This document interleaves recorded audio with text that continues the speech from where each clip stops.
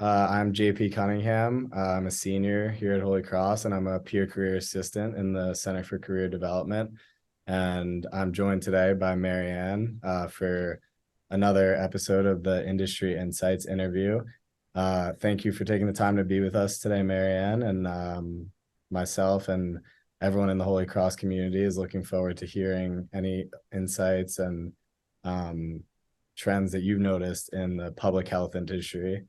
So with that, we'll get right into it. I was hoping you could just tell me a little bit about your current employer and the current role you have at the Connecticut Department for Public Health. Sure. So thanks so much for having me. So I work at the Connecticut Department of Public Health.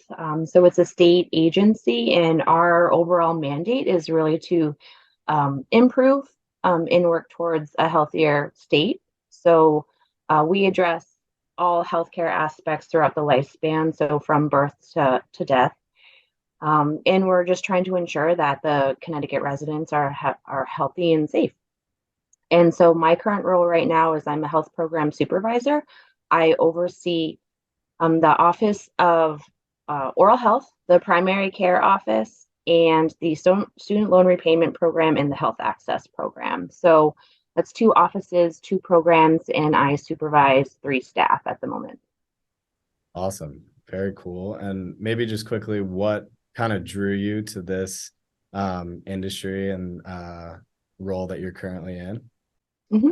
So when I was at Holy Cross, I studied psychology with a concentration in Asian studies.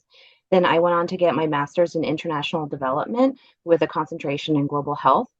I wasn't quite sure what I wanted to do with that, but I definitely knew that health was definitely a focus.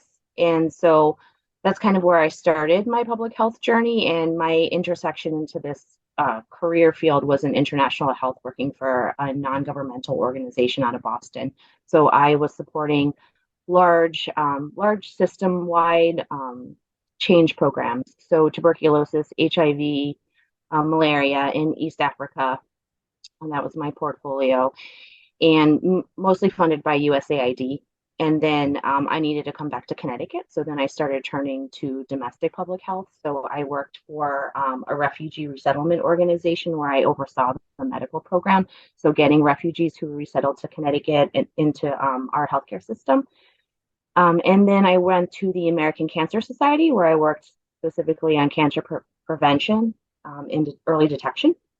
And then I ended up at the Department of Public Health. So I've been working in public health for over 10 years at this point, and it was my way of trying to kind of positively impact the health of my community without, being a clinical professional. So that was kind of how I figured that I could, make a difference without being a doctor. Awesome. Very interesting. Well, and it sounds like you've had some very interesting and unique stops along the way. So thank you for sharing that. So yeah, the next question I have is if you could talk a little bit about the current trends you're seeing within the public health industry now. Yeah. So I'm going to talk about, I made a list of like five that I think are kind of um, issues that we're currently dealing with in the industry, and then kind of where we're going in terms of kind of hot button issues. So the first one is definitely workforce. I think that was severely impacted by COVID-19. So when offices were closing, a lot of them didn't reopen. A lot of healthcare providers actually took the opportunity to retire early. And so right now we have a huge workforce gap across the board. So dentists, hygienists, nurses, any kind of specialists. So we're really looking towards increasing our workforce. And there's a variety of different ways that we can do that. Something that we're doing at the department right now is trying to develop a student loan repayment program to encourage primary care providers to work in Connecticut. So doing loan forgiveness and supporting their student loans in exchange for service in Connecticut, specifically in health professional shortage areas as well.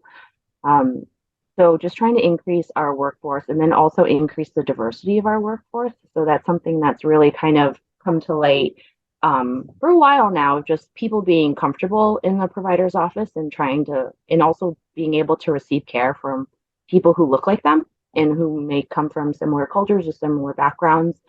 So not only recruiting and kind of trying to build back up our workforce, but recruiting a diverse workforce. So I'd say that's the first one. The second one is health equity. It's definitely something that's always been kind of on the radar in public health, but it's really kind of um, come up the priority list in recent years. And so, in terms of health equity, we're talking about not only culturally sensitive communication with patients, but also making sure there's parity in terms of access, language, being able to communicate with your patients and being able to offer services in an appropriate language. And then in terms of access, it's not just transportation, being able to get to an appointment. Since a lot of health has kind of moved to like these telehealth platforms, there's definitely a lot of emphasis on the need for internet connection, and not everybody has that. So that's also an equity issue. Um, so equity is definitely something that we're focusing on and trying to have greater parity in the healthcare system. Um, the third item is just we're seeing an increasingly aging population.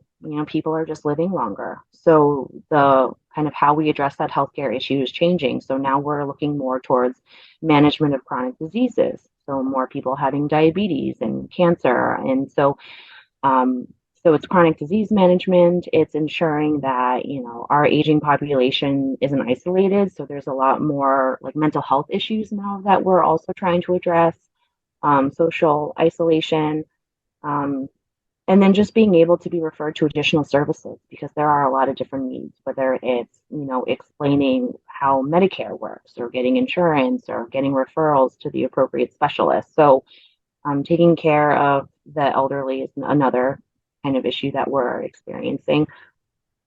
And then also the public health infrastructure.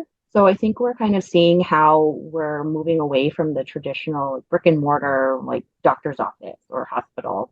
There has to be other options, especially with COVID. I think that kind of like drove that message home that has to be alternate methods for healthcare delivery. Telehealth is definitely one of them. Um, it's not an end all though. It's definitely not like the definitive answer to all of this because, like I said before, there's issues with internet connections, having access to internet, and then there's also kind of some like privacy concerns and HIPAA compliant concerns that need to be addressed. Making sure a patient is in a location where they can safely talk about their health condition and get advice from their provider. And then we're also kind of trying to see if we can explore more mobile options. So at the department right now, we actually just received funding to do an innovation project doing medical dental integration via mobile dental vans.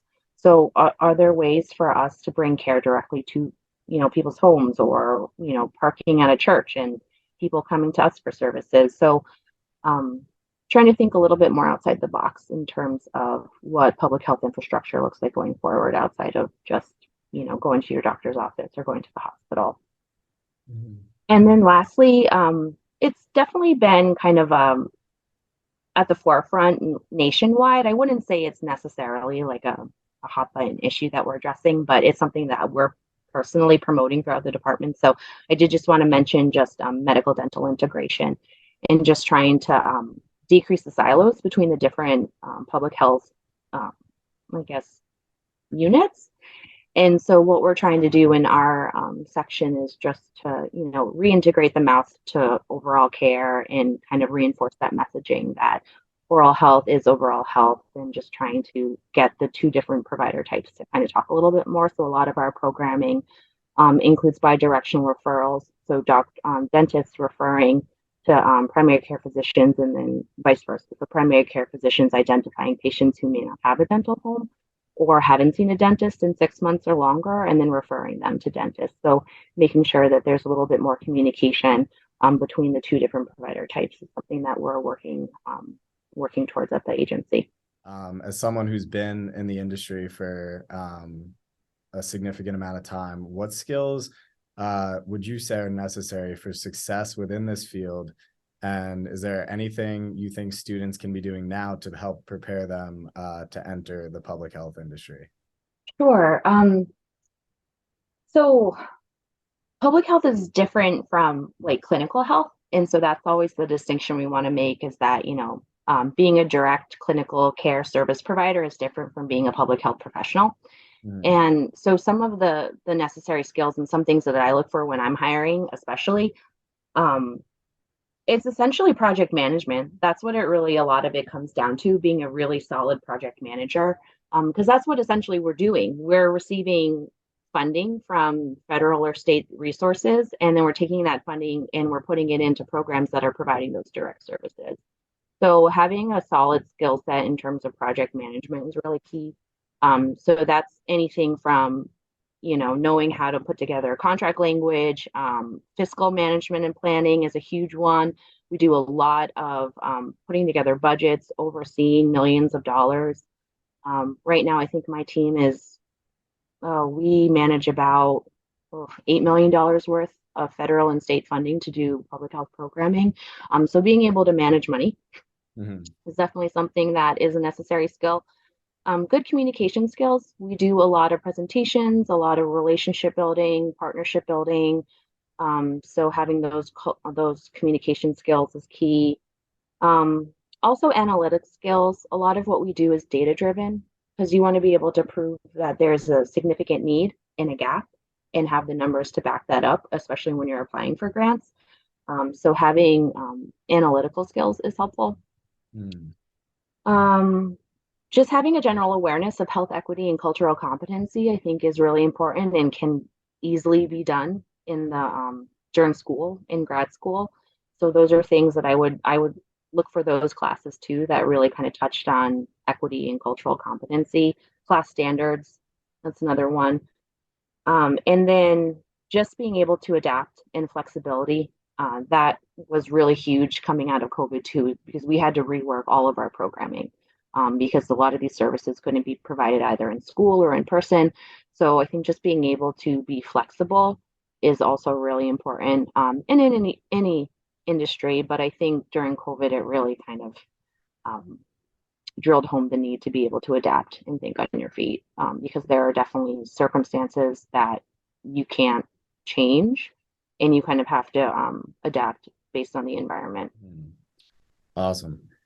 And yeah, so I know a lot of the skills you just listed sound like important skills that kind of are developed in with by gaining a liberal arts and education, especially at Mhm, Holy Cross, like and you mhm. said project management, kind of like analytical skills.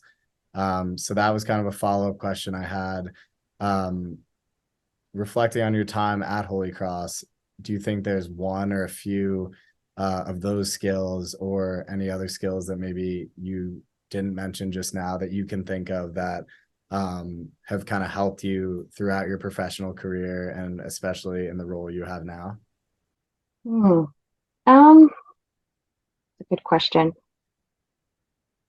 I think the positive of the liberal arts education is that it gives you exposure to a broad range of topics. And I think at Holy Cross specifically, in this activity that you're doing is kind of an example of that. That there really is a large emphasis on preparing students post Holy Cross.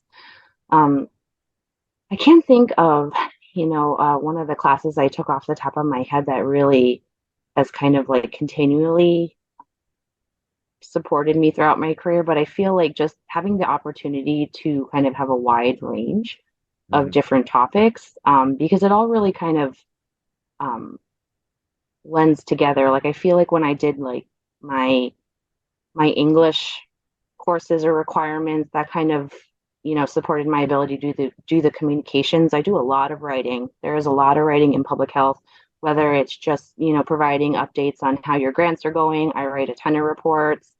Um, And then when I went to grad school, there were some classes on, epidemiology that really helped in terms of the analytical skills and being able to, not only collect and quantify the data, but then, translate it into what it actually means. Mhm. So I think just broad exposure, but also I realize I didn't address your question on how students can prepare.